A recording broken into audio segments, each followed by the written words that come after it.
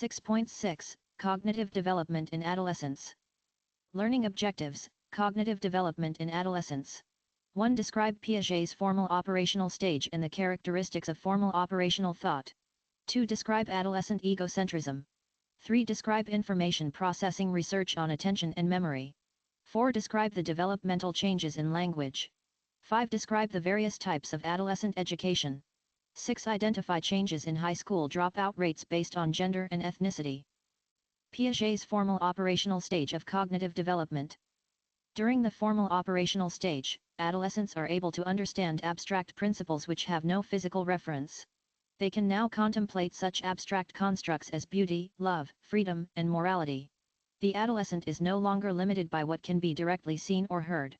Additionally, while younger children solve problems through trial and error, adolescents demonstrate hypothetical deductive reasoning, which is developing hypotheses based on what might logically occur.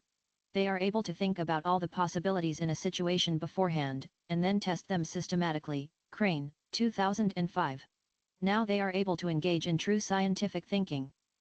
Formal operational thinking also involves accepting hypothetical situations. Adolescents understand the concept of transitivity, which means that a relationship between two elements is carried over to other elements logically related to the first two, such as if A B and B C, then A C. Thomas, 1979. For example, when asked, if Maria is shorter than Alicia and Alicia is shorter than Caitlin, who is the shortest? Adolescents are able to answer the question correctly as they understand the transitivity involved. Does everyone reach formal operations? According to Piaget, most people attain some degree of formal operational thinking, but use formal operations primarily in the areas of their strongest interest. Crane, 2005. In fact, most adults do not regularly demonstrate formal operational thought, and in small villages and tribal communities, it is barely used at all. A possible explanation is that an individual's thinking has not been sufficiently challenged to demonstrate formal operational thought in all areas. Adolescent egocentrism. Once adolescents can understand abstract thoughts, they enter a world of hypothetical possibilities and demonstrate egocentrism or a heightened self-focus. The egocentricity comes from attributing unlimited power to their own thoughts. Crane, 2005. Piaget believed it was not until adolescents took on adult roles that they would be able to learn the limits to their own thoughts. Figure 6.11, Adolescent Egocentricity. David Elkind, 1967, expanded on the concept of Piaget's adolescent egocentricity. Elkind theorized that the physiological changes that occur during adolescence result in adolescents being primarily concerned with themselves. Additionally, since adolescents fail to differentiate between what others are thinking and their own thoughts, they believe that others are just as fascinated with their behavior and appearance. This belief results in the adolescent anticipating the reactions of others, and consequently constructing an imaginary audience. The imaginary audience is the adolescent's belief that those around them are as concerned and focused on their appearance as they themselves are. Schwartz, Maynard, and Azeluk, 2008, p. 441. Elkind thought that the imaginary audience contributed to the self-consciousness that occurs during early adolescence. The desire for privacy and reluctance to share personal information may be a further reaction to feeling under constant observation by others. Another important consequence of adolescent egocentrism is the personal fable or belief that one is unique, special, and invulnerable to harm. Elkind, 1967, explains that because adolescents feel so important to others, imaginary audience, they regard themselves and their feelings as being special and unique. Adolescents believe that only they have experienced strong and diverse emotions, and therefore others could never understand how they feel. This uniqueness in one's emotional experiences reinforces the adolescent's belief of invulnerability, especially to death. Adolescents will engage in risky behaviors, such as drinking and driving or unprotected sex, and feel they will not suffer any negative consequences. Elkind believed that adolescent egocentricity emerged in early adolescence and declined in middle adolescence. However, recent research has also identified egocentricity in late adolescence. Schwartz, et al., 2008. Consequences of formal operational thought. As adolescents are now able to think abstractly and hypothetically, they exhibit many new ways of reflecting on information. Dolgen, 2011. For example, they demonstrate greater introspection or thinking about one's thoughts. Information processing. Cognitive control. As noted in earlier chapters, Executive functions, such as attention, increases in working memory, and cognitive flexibility have been steadily improving since early childhood. Studies have found that executive function is very competent in adolescence. However, self-regulation, or the ability to control impulses, may still fail. A failure in self-regulation is especially true when there is high stress or high demand on mental functions, Luciano and Collins, 2012. While high stress or demand may tax even an adult's self-regulatory abilities, neurological changes in the adolescent brain may make teens particularly prone to more risky decision-making under these conditions. Figure 6.12, Inductive and Deductive Reasoning. Inductive and deductive reasoning. Inductive reasoning emerges in childhood, and is a type of reasoning that is sometimes characterized as bottom-up processing in which specific observations, or specific comments from those in authority, may be used to draw general conclusions. However, in inductive reasoning the veracity of the information that created the general conclusion does not guarantee the accuracy of that conclusion. For instance, a child who has only observed thunder on summer days may conclude that it only thunders in the summer. In contrast, deductive reasoning, sometimes called top-down processing, emerges in adolescence. This type of reasoning starts with some overarching principle, and based on this proposes specific conclusions. Deductive reasoning guarantees a truthful conclusion if the premises on which it is based are accurate. Intuitive versus analytic thinking. Cognitive psychologists often refer to intuitive and analytic thought as the dual process model, the notion that humans have two distinct networks for processing information, Albert and Steinberg, 2011. Intuitive thought is automatic, unconscious, and fast, Kahneman, 2011, and it is more experiential and emotional. In contrast, analytic thought is deliberate, conscious, and rational. While these systems interact, they are distinct, Kuhn, 2013. Intuitive thought is easier and more commonly used in everyday life. It is also more commonly used by children and teens than by adults, Klaksinski, 2001. The quickness of adolescent thought, along with the maturation of the limbic system, may make teens more prone to emotional intuitive thinking than adults. License. Lifespan Development, A Psychological Perspective. Copyright 2021 by Martha Lally and Suzanne Valentine. French is licensed. 6.7, High School Dropouts. The status dropout rate refers to the percentage of 16 to 24-year-olds who are not enrolled in school and do not have high school credentials, either a diploma or an equivalency credential such as a General Educational Development GED certificate. The dropout rate is based on sample surveys of the civilian, non-institutionalized population, which excludes persons in prisons, persons in the military, and other persons not living in households. The dropout rate among high school students has declined from a rate of 12% in 1990, to 7% in 2013, U.S. Department of Education, 2015. The rate is lower for whites than for blacks, and the rates for both whites and blacks are lower than the rate for Hispanics.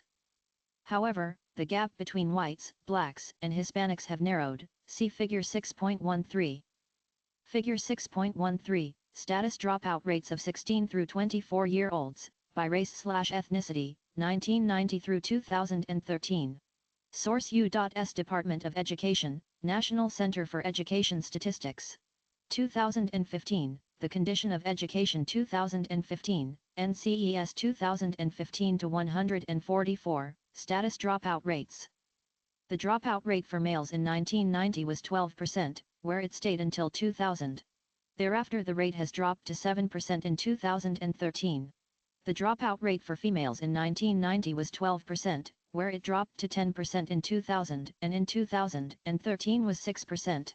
From 1997 until 2012 the rate for males was appreciably higher than for females, while in 2013 the gender difference was minimal, U.S. Department of Education, 2015. License. Lifespan Development, A Psychological Perspective. Copyright 2021 by Martha.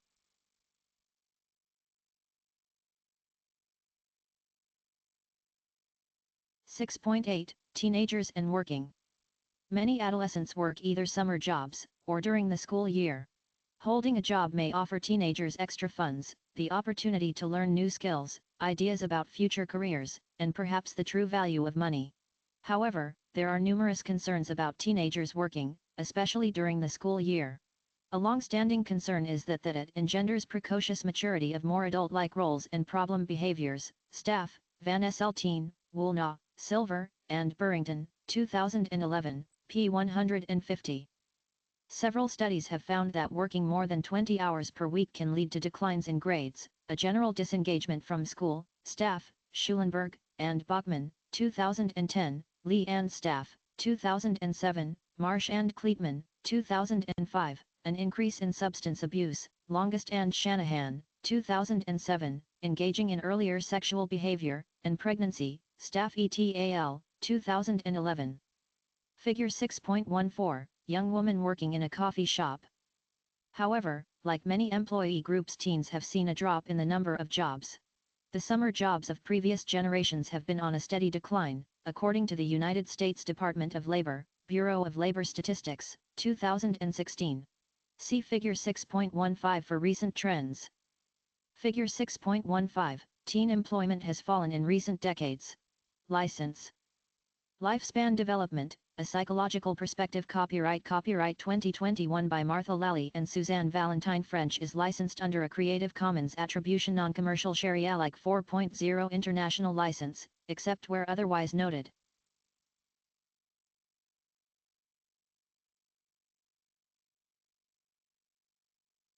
(6.9) Teenage drivers. Driving gives teens a sense of freedom and independence from their parents. It can also free up time for parents as they are not shuttling teens to and from school, activities, or work. The National Highway Traffic Safety Administration, NHTSA, reports that in 2014 young drivers, 15 to 20-year-olds, accounted for 5.5%, 11.7 million, of the total number of drivers, 214 million, in the U.S., National Center for Statistics and Analysis, NCSA, 2016.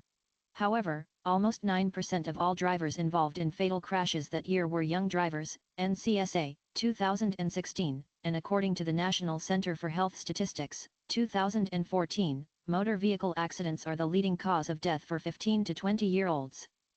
In all motorized jurisdictions around the world, young, inexperienced drivers have much higher crash rates than older, more experienced drivers. NCSA, 2016, p1. The rate of fatal crashes is higher for young males than for young females, although for both genders the rate was highest for the 15 to 20 years old age group. For young males, the rate for fatal crashes was approximately 46 per 100,000 drivers, compared to 20 per 100,000 drivers for young females. The NHTSA, NCSA, 2016, reported that of the young drivers who were killed and who had alcohol in their system, 81% had a blood alcohol count past what was considered the legal limit. Fatal crashes involving alcohol use were higher among young men than young women. The NHTSA also found that teens were less likely to use seatbelt restraints if they were driving under the influence of alcohol, and that restraint use decreased as the level of alcohol intoxication increased. Figure 6.16, Teen Driving. In an AAA study of non-fatal, but moderate to severe motor vehicle accidents in 2014, more than half involved young male drivers 16 to 19 years of age. Carney, McGehee, Harland, Weiss, and Raby, 2015. In 36% of rear-end collisions, teen drivers were following cars too closely to be able to stop in time, and in single-vehicle accidents, driving too fast for weather and road conditions was a factor in 79% of crashes involving teens. Distraction was also a factor in nearly 60% of the accidents involving teen drivers. Fellow passengers, often also teenagers, 84% of the time, and cell phones were the top two sources of distraction, respectively. This data suggested that having another teenager in the car increased the risk of an accident by 44%, Carney et al., 2015. According to the NHTSA, 10% of drivers aged 15 to 19 years involved in fatal crashes were reported to be distracted at the time of the crash, the highest figure for any age group. NCSA, 2016. Distraction coupled with inexperience has been found to greatly increase the risk of an accident. Clower et al., 2014. The NHTSA did find that the number of accidents has been on a decline since 2005. They attribute this to greater driver training, more social awareness to the challenges of driving for teenagers, and to changes in laws restricting the drinking age. The NHTSA estimates that the raising of the legal drinking age to 21 in all 50 states and the District of Columbia has saved 30,323 lives since 1975. License. Lifespan Development, A Psychological Perspective. Copyright 2021 by Martha Lally and Suzanne Valentine.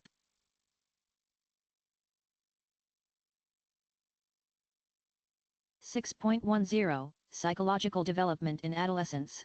Learning Objectives, Psychosocial Development in Adolescence. 1. Describe the changes in self-concept and self-esteem in adolescence. 2. Summarize Erikson's fifth psychosocial task of identity versus role confusion. 3. Describe Marsh's 4 identity statuses. 4. Summarize the 3 stages of ethnic identity development. 5. Describe the parent-teen relationship. 6. Describe the role of peers. 7. Describe dating relationships. In adolescence, teens continue to develop their self-concept. Their ability to think of the possibilities and to reason more abstractly may explain the further differentiation of the self during adolescence. However, the teen's understanding of self is often full of contradictions. Young teens may see themselves as outgoing but also withdrawn, happy yet often moody, and both smart and completely clueless. Harder, 2012. These contradictions, along with the teens' growing recognition that their personality and behavior seems to change depending on who they are with or where they are, can lead the young teen to feel like a fraud. With their parents they may seem angrier and sullen, with their friends they are more outgoing and goofy, and at work they are quiet and cautious. Which one is really me, may be the refrain of the young teenager. Harder, 2012, found that adolescents emphasize traits such as being friendly and considerate more than do children, highlighting their increasing concern about how others may see them. Harder also found that older teens add values and moral standards to their self-descriptions. As self-concept differentiates, so too does self-esteem. In addition to the academic, social, appearance, and physical/athletic dimensions of self-esteem in middle and late childhood, teens also add perceptions of their competency in romantic relationships, on the job, and in close friendships. Harder, 2006. Self-esteem often drops when children transition from one school setting to another, such as shifting from elementary to middle school, or junior high to high school. Ryan, Shim, and Makara, 2013. These drops are usually temporary, unless there are additional stressors such as parental conflict, or other family disruptions. DeWitt, Karioja, Rai, and Shane, 2011. Self-esteem rises from mid to late adolescence for most teenagers, especially if they feel competent in their peer relationships, their appearance and athletic abilities. Birkeland, Melkivuk, Holson, and Wold, 2012. Erikson, Identity versus Role Confusion. Erikson believed that the primary psychosocial task of adolescence was establishing an identity. Teens struggle with the question, who am I? This includes questions regarding their appearance, vocational choices and career aspirations, education, relationships, sexuality, political and social views, personality and interests. Erikson saw this as a period of confusion and experimentation regarding identity and one's life path. During adolescence we experience psychological moratorium, where teens put on hold commitment to an identity while exploring the options. The culmination of this exploration is a more coherent view of oneself. Those who are unsuccessful at resolving this stage may either withdraw further into social isolation or become lost in the crowd. However, more recent research suggests that few leave this age period with identity achievement, and that most identity formation occurs during young adulthood. CT, 2006. Expanding on Erikson's theory, James Marsha, 2010, identified 4 identity statuses that represent the 4 possible combinations of the dimension of commitment and exploration. See Table 6.2. Table 6.2, Marsha's 4 identity statuses. Commitment to an identity exploration. Absent present. Absent identity diffusion, identity moratorium. Present identity foreclosure, identity achievement. The least mature status, and one common in many children, is identity diffusion. Identity diffusion is a status that characterizes those who have neither explored the options, nor made a commitment to an identity. Those who persist in this identity may drift aimlessly with little connection to those around them or have little sense of purpose in life. Those in identity foreclosure have made a commitment to an identity without having explored the options. Some parents may make these decisions for their children and do not grant the teen the opportunity to make choices. In other instances, teens may strongly identify with parents and others in their life and wish to follow in their footsteps. Identity moratorium is a status that describes those who are actively exploring in an attempt to establish an identity, but have yet to have made any commitment. This can be an anxious and emotionally tense time period as the adolescent experiments with different roles and explores various beliefs.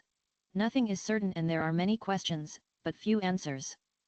Identity achievement refers to those who after exploration have made a commitment. This is a long process and is not often achieved by the end of adolescence. Figure 6.17, Punk Subculture. During high school and the college years, teens and young adults move from identity diffusion and foreclosure toward moratorium and achievement. The biggest gains in the development of identity are in college, as college students are exposed to a greater variety of career choices, lifestyles, and beliefs. This is likely to spur on questions regarding identity. A great deal of the identity work we do in adolescence and young adulthood is about values and goals, as we strive to articulate a personal vision or dream for what we hope to accomplish in the future. McAdams, 2013. Developmental psychologists have researched several different areas of identity development and some of the main areas include religious identity. The religious views of teens are often similar to that of their families. Kim Spoon, Longo, and McCullough, 2012. Most teens may question specific customs, practices, or ideas in the faith of their parents, but few completely reject the religion of their families. Political identity. The political ideology of teens is also influenced by their parents' political beliefs. A new trend in the 21st century is a decrease in party affiliation among adults. Many adults do not align themselves with either the Democratic or Republican Party, but view themselves as more of an independent. Their teenage children are often following suit or become more apolitical. CT, 2006. Vocational identity. While adolescents in earlier generations envisioned themselves as working in a particular job, and often worked as an apprentice or part-time in such occupations as teenagers, this is rarely the case today. Vocational identity takes longer to develop, as most of today's occupations require specific skills and knowledge that will require additional education or are acquired on the job itself. In addition, many of the jobs held by teens are not in occupations that most teens will seek as adults. Gender identity. This is also becoming an increasingly prolonged task as attitudes and norms regarding gender keep changing. The roles appropriate for males and females are evolving. Some teens may foreclose on a gender identity as a way of dealing with this uncertainty, and they may adopt more stereotypic male or female roles. Sinclair and Carlson, 2013. Figure 6.18, Ethnic identity. Ethnic identity refers to how people come to terms with who they are based on their ethnic or racial ancestry. The task of ethnic identity formation involves sorting out and resolving positive and negative feelings and attitudes about one's own ethnic group and about other groups and identifying one's place in relation to both. Finney, 2006, p. 119. When groups differ in status in a culture, those from the non-dominant group have to be cognizant of the customs and values of those from the dominant culture. The reverse is rarely the case. This makes ethnic identity far less salient for members of the dominant culture. In the United States, those of European ancestry engage in less exploration of ethnic identity than do those of non-European ancestry. Finney, 1989. However, according to the U.S. Census, 2012, more than 40% of Americans under the age of 18 are from ethnic minorities. For many ethnic minority teens, discovering one's ethnic identity is an important part of identity formation. Finney's model of ethnic identity formation is based on Erickson's and Marsh's model of identity formation. Finney, 1990, Syed and Chuen, 2014. Through the process of exploration and commitment, individuals come to understand and create an ethnic identity.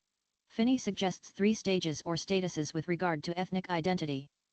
1. Unexamined ethnic identity. Adolescents and adults who have not been exposed to ethnic identity issues may be in the first stage, unexamined ethnic identity. This is often characterized with a preference for the dominant culture, or where the individual has given little thought to the question of their ethnic heritage. This is similar to diffusion in Marsh's model of identity. Included in this group are also those who have adopted the ethnicity of their parents and other family members with little thought about the issues themselves, similar to Marsh's foreclosure status. Finney, 1990. 2. Ethnic identity search. Adolescents and adults who are exploring the customs, culture, and history of their ethnic group are in the ethnic identity search stage, similar to Marsh's moratorium status. Finney, 1990. Often some event awakens a teen or adult to their ethnic group, either a personal experience with prejudice, a highly profiled case in the media, or even a more positive event that recognizes the contribution of someone from the individual's ethnic group. Teens and adults in this stage will immerse themselves in their ethnic culture. For some, it may lead to a rejection of the values of the dominant culture. Finney, 1990, p. 503. 3. Achieved ethnic identity. Those who have actively explored their culture are likely to have a deeper appreciation and understanding of their ethnic heritage, leading to progress toward an achieved ethnic identity. Finney, 1990.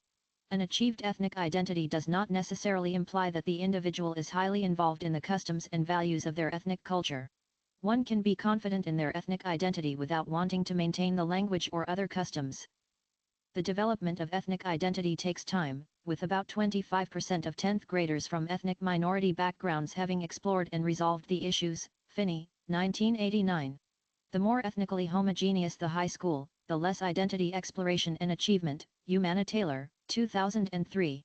Moreover, even in more ethnically diverse high schools, teens tend to spend more time with their own group, reducing exposure to other ethnicities. This may explain why, for many, college becomes the time of ethnic identity exploration. The transition to college may serve as a consciousness-raising experience that triggers exploration. Syed and Azmaisha, 2009, p. 618. It is also important to note that those who do achieve ethnic identity may periodically re-examine the issues of ethnicity. This cycling between exploration and achievement is common not only for ethnic identity formation, but in other aspects of identity development. Grot-Event, 1987, and is referred to as mama cycling or moving back and forth between moratorium and achievement. Bicultural/multiracial identity, ethnic minorities must wrestle with the question of how, and to what extent, they will identify with the culture of the surrounding society and with the culture of their family. Finney, 2006, suggests that people may handle it in different ways. Some may keep the identities separate, others may combine them in some way, while others may reject some of them. Bicultural identity means the individual sees himself or herself as part of both the ethnic minority group and the larger society. Those who are multiracial, that is whose parents come from two or more ethnic or racial groups, have a more challenging task. In some cases their appearance may be ambiguous. This can lead to others constantly asking them to categorize themselves. Finney, 2006, notes that the process of identity formation may start earlier and take longer to accomplish in those who are not monoracial. License. Lifespan Development, A Psychological Perspective. Copyright 2021 by Martha Lally and Suzanne Valentine. French is licensed under a Creative Commons Attribution.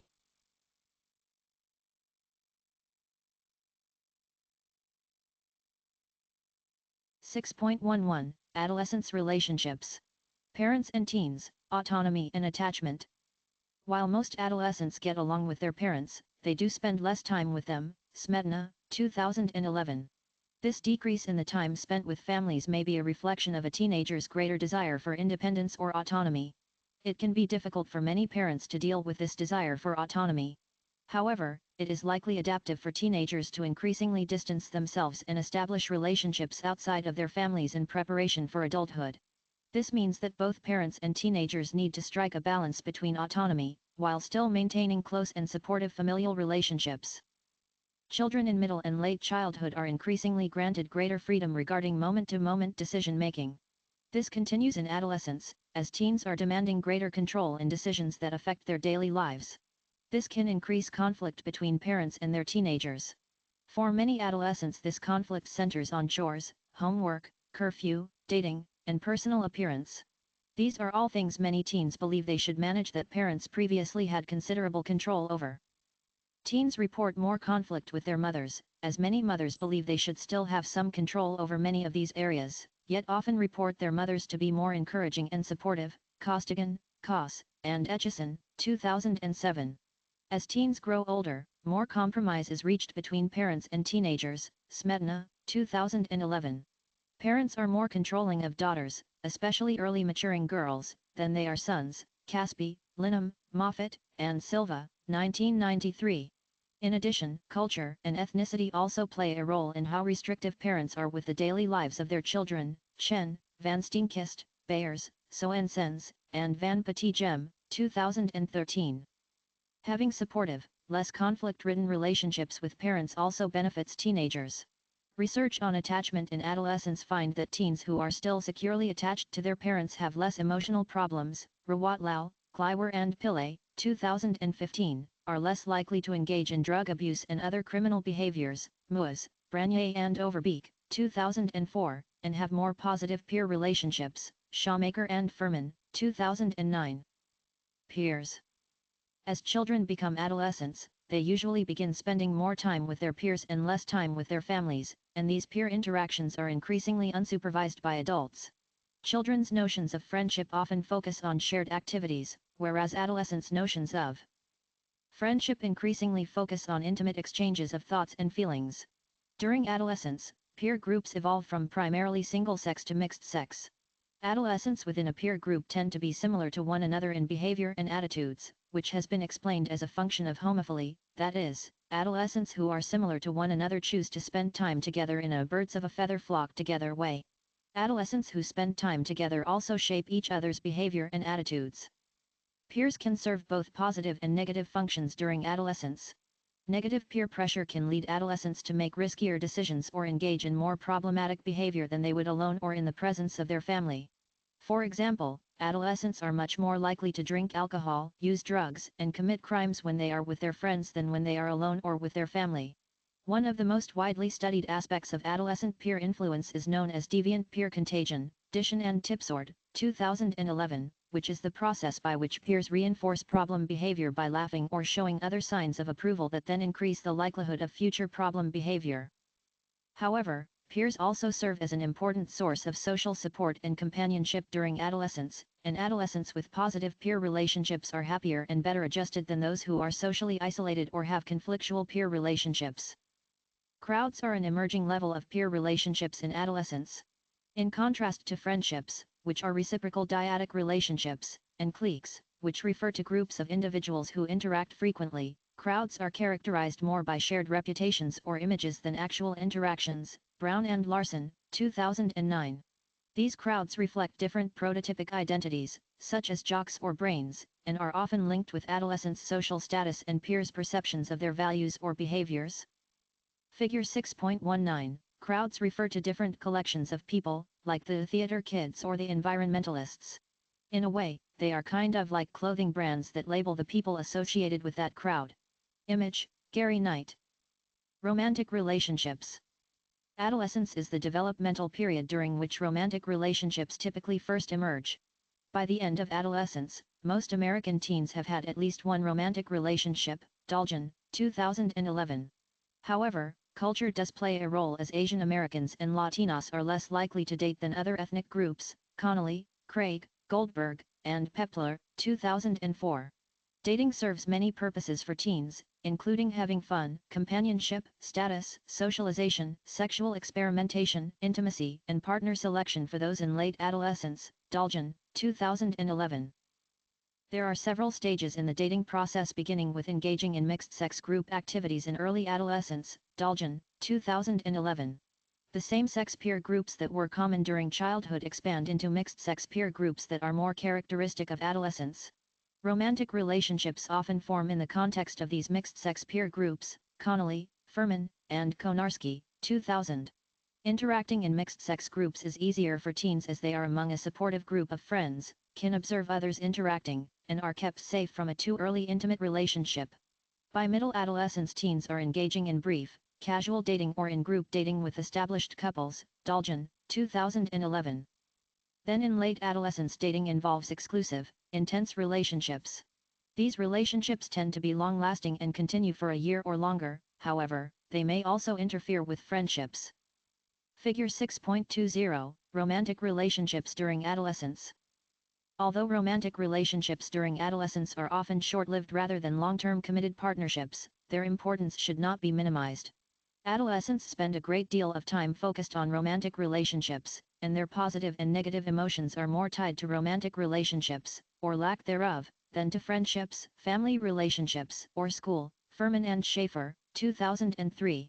Romantic relationships contribute to adolescents' identity formation, changes in family and peer relationships, and emotional and behavioral adjustment. Furthermore, romantic relationships are centrally connected to adolescents' emerging sexuality. Parents, policymakers, and researchers have devoted a great deal of attention to adolescents' sexuality, in large part because of concerns related to sexual intercourse, contraception, and preventing teen pregnancies. However, sexuality involves more than this narrow focus. For example, adolescence is often when individuals who are lesbian, gay, bisexual, or transgender come to perceive themselves as such. Russell, Clark, and Clary, 2009. Thus, romantic relationships are a domain in which adolescents experiment with new behaviors and identities. License. Lifespan Development, a Psychological Perspective. Copyright 2021 by Martha Lally and Suzanne Valentine. French is licensed under a Creative Commons